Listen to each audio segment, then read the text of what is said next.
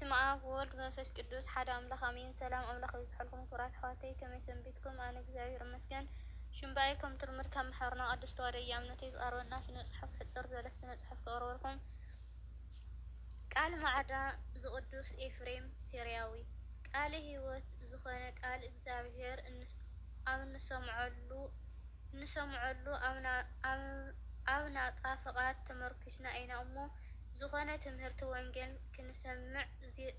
ክሰምዕ ዝደሊ ሰብ ብመጀመርያ እቲ ጽቡቕ ዘርኢ ብኾንቱ ሕቶታት ኣብ ዝተመልአ እዕሻኽ ልቡ ንኸይወድቕ ግራት ሕልንኡ ከጽሪ ኣለዎ። ንስኻ እውን ንቃል ሕይወት ክትሰምዕ ከለኻ ርእስኻ ካብ ክፉእ ነገራት ፍለ። ሰናይ እንተተመነኻ እውን ኮንቱ ነገር ኣይተፍቅር። ቅድሚ ኩሉ ነገር ብእግዚአብሔር እመን፣ ብድሕሪኡ ንሕግታቱ ጽን በሎ። ርእስኻ እንተዘይፈለጥካ ንቃሉ ክትሰምዕ ኣይትኽእልን ኢኻ፣ ኣይርድአካን እውን። ካብኡ ኣብ ዝረሓቐሉ ኮንቱ ንፍርዲ እንተትጸበኻ ነቲ ሽልማት መን ይህበካ? ብሰማይ ብማይ ተጠሚቕካ ንክርስቶስ ለቢስካዮ ኢኻ።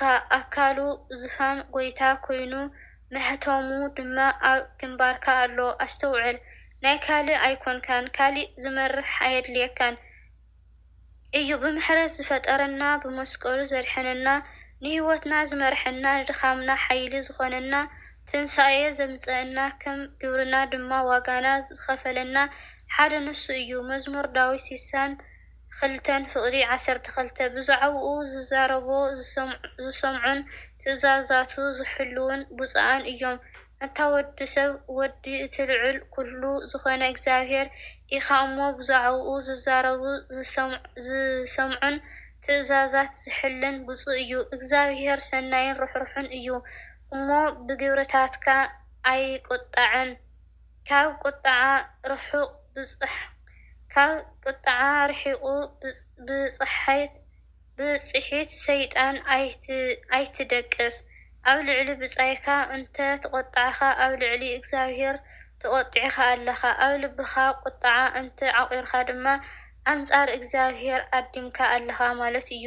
ብኽፉእ ቅንኢ እንተ ገሰጽካ ኩሉ ተግሳጽካ ናይ ክፍኣት እዩ። ሰናይ ሓሳብ ኣብ ልብኻ እንተ ኣብዚ ምድሪ ዋላ ሓደ ጸላኢ የብልካን። ሓቀኛ ሰላም ሰብ እንተኾይንካ ኣብ ልዕሊ ዝኾነ ይኹን ሰብ ኣይትቁጣዕን ኢኻ። ሓቀኛ ቅንዕና እንተኾይንካ ንብጻይካ ኣይትብድልን ኢኻ።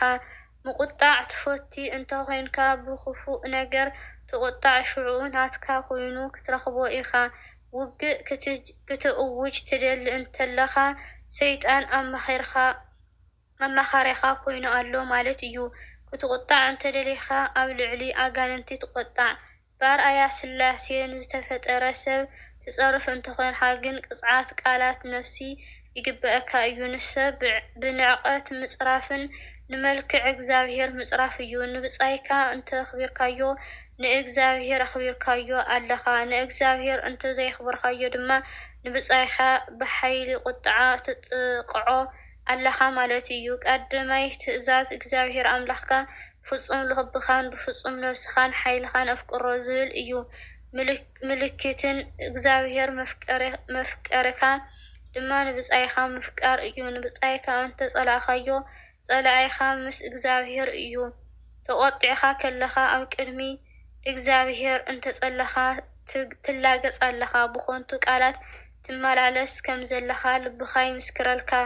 ብጸላእትኻ ዋላ ሓደ ከምዘይትዛረብ ድማ ሕሊናኻ ይፈርድ ኣሎ።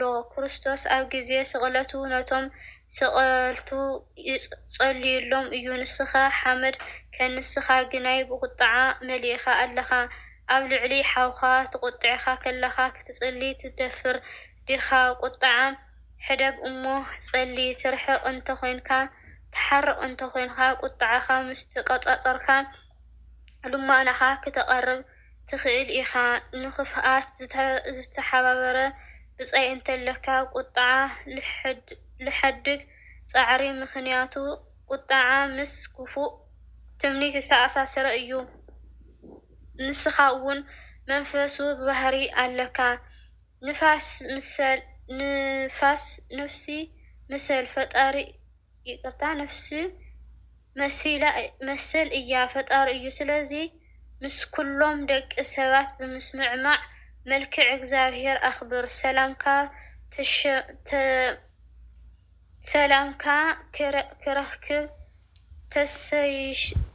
ሰላምካ ክረክበካ ሂወት ምሳኻ ክሳዕ ዘላ ነፍስኻ ካብ ቁጥዓ ኣጽርያ ምኽንያቱ ነፍስኻ ምሳኻ ናብ ሲኦል እንተኸይዳ መንገድኻ ብቁጥዓ ናብ ገሃነም እሳት ክኸውን እዩ።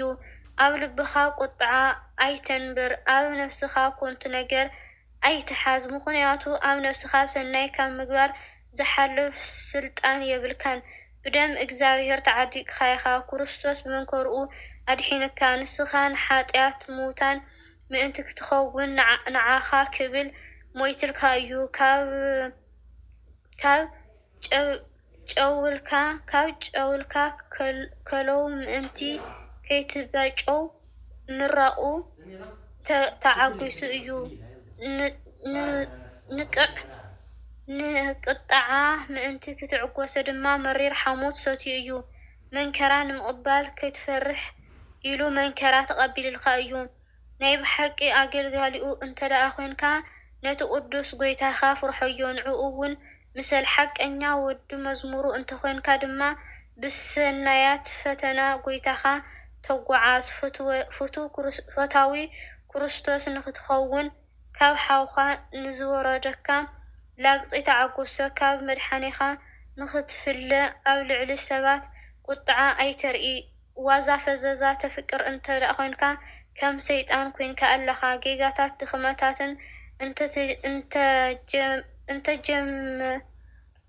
እንተዘርዚርካ ዓናው ብዝኾነ ጸሊም ስም እትሕጎስ እንተኮንካ ሰይጣን ብፍጥረቱ የለን ማለት እዩ። ምኽንያቱ ንስኻ ቦትኡ መዘንጊዕኡ ሒዝካሉ ኣለኻ። እንተ ሰብ እምብዛ ጉዱእ እዩ እሞ ካብዚ ነገር እዚ ገዛ ርእስኻ ኣርሕቕ። ብሰላም ክትነብር እንተደሊኻን ትኸፍሎ ሓጢኣት መቕፃዕትን ምእንቲ ከይትኸውን ምስ ትላገጾ ሰባት ኣይትቀመጥ። ሙሉእ ብሙሉእ ምንጪ ብኽያት ንዝኾነ ላግፂ ጸላኢ መሳርሒኡ ንዝኾኑ ሰሓቕ እውን ካባኻ ኣርሕቐሉ ደርብዮ። ብኣጋጣሚ ሓደ ሰብ ክላገጽ እንተሰሚዕካዮ ብትምህርተ መስቀል ገዛ ርእስኻ ኣማዕትብ፣ ቀልጢፍካ ድማ ካብኡ ህደም። ሰይጣን ኣብ ዝዓርፈሉ ቦታ ክርስቶስ ብዝኾነ ጥበብ ኣይነብርን እዩ። ሰፊሕ ውሽጢ ሰይጣን ድማ ኣብ ልዕሊ ሓዊ ዘላገጽ ንሓዊ ዝንዕቕን ሰብ እዩ። ብሓፂሩ ልቢ ተላገጽ ሰብ በቲ መንግስቲ ዳውሎስ እዩ። ሰይጣን ኣብዚ ሰብ እዚ ዝኾነ ይኹን ነገር ክውስኽ ኣይደልን እዩ። ምኽንያቱ ላግፂ ንኩሉ ክፉእ ተግባር ትገብሮ ኣለኻ መበገሲ እዩ። እቲ ዝገርም ግን እዚ ሰብ እዚ ካብ ላግፂ ጅቡኡ ኮነ ከቢድ ዘይመልእ ምዃኑ እዩ። እዚ ምስኪን ሰብ እዚ ብስሓቕ ሰባት የጥፍእ። ኣብ መወዳእቱ ብዘይ እንታይ ከም ዘምጽእ እውን ኣይፈልጥን። ኣስተውዕል ድማ ንቅስሊ መድሓኒት ንሕሙም ፈውሲ የብሉን። ነዚ ከምዚ ዓይነት ሰብ ክትግስጾ ኣለካ። ምዝራብ ኣይድልን እዩ። ምኽንያቱ ሕፍረት የኣኽሎ ንዕኡ ዘይሰምዕን ዘይፈልጥን ሰብ ብፁዕ እዩ።